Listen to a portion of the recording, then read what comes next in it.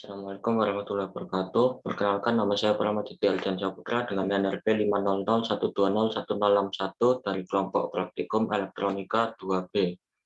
Di sini saya akan menjelaskan tentang dasar teori dari E2, hukum Ohm, dan hukum Kirchhoff. Yang pertama yaitu adalah arus. Arus itu merupakan banyaknya muatan tiap satuan waktu. Nah, arus ini disebabkan oleh adanya beda potensial, di mana beda potensial ini terjadi karena ada dua potensial, sehingga menyebabkan muatan bergerak. Nah, muatan yang bergerak ini adalah elektron. Elektron ini kan bergeraknya dari kutub negatif ke kutub positif, sedangkan arus ini arahnya adalah berlawanan dengan arah gerak elektron. Nah, karena arus itu adalah banyaknya muatan tiap satuan waktu, maka dapat ditulis sebagai berikut. I sama dengan dq per dt, di mana dq itu adalah banyaknya muatan dan dt adalah waktu. Kemudian satuan dari arus yaitu adalah ampere. Kemudian adalah rangkaian seri dan rangkaian paralel. Nah, rangkaian listrik itu dapat disusun dengan menggunakan resistor seri atau paralel. Nah, jika disusun seri maka rangkaian akan seperti ini, dan saat disusun seri maka arus yang lewat dalam resistor itu adalah sama. Nah, arus yang lewat pada R1 dan R2 dalam kasus ini adalah sama, sehingga dapat dituliskan dengan persamaan R seri adalah R1 plus R2 plus R3 dan seterusnya. Nah, dalam rangkaian ini yaitu resistor totalnya adalah R1 ditambah dengan R2. Kemudian adalah saat disusun paralel. Saat paralel ini maka arus yang lewat itu tidak sama, sehingga dapat dituliskan dengan super RP sama dengan super R1 plus super R2 plus super R3 dan seterusnya. Nah, untuk RP-nya nanti bisa ditemukan dengan membalik jumlah dari semua ini. Nah, dalam kasus ini adalah resistornya yaitu super RP sama dengan super R1 ditambah super R2. Kemudian adalah resistansi. Resistansi ini adalah nilai dari resistor tadi. Nah, di sini dapat dituliskan resistansi adalah kemampuan suatu bahan untuk menghambat aliran listrik atau aliran elektron. Resistansi ini memiliki satuan ohm, dan nilai resistansi ini dapat dituliskan dengan persamaan sebagai berikut. R sama dengan yaitu resistansi adalah berbanding lurus dengan tegangan dan berbanding terbalik dengan arus.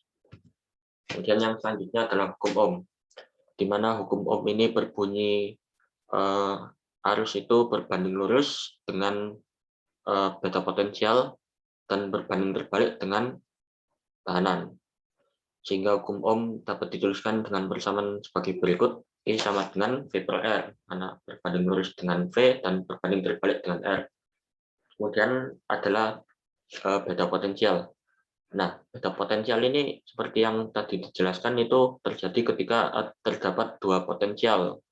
Nah, di sini dituliskan beda potensial merupakan perbedaan dari energi potensial dalam tiap satuan waktu. Nah, saat gaya listrik mengalami usaha positif, maka energi potensialnya itu berkurang dan energi kinetik bertambah. Dan jika pada dua energi potensial, maka dapat diperoleh nilai beta potensial. Di sini beta potensial dapat dituliskan dengan persamaan. Nah, ini beta potensial dari titik BA, B dan A itu adalah energi potensial dari B dikurangi energi potensial dari A dibagi dengan jumlah muatan, atau dapat dituliskan dengan negatif dari usaha dibagi dengan muatan. Kemudian adalah hukum Kirchhoff. Hukum Kirchhoff ini ada dua. Yang pertama yaitu hukum satu Kirchhoff yang menyatakan bahwa arus masuk sama dengan arus keluar, atau bisa kita sebut bahwa I masuk sama dengan I keluar.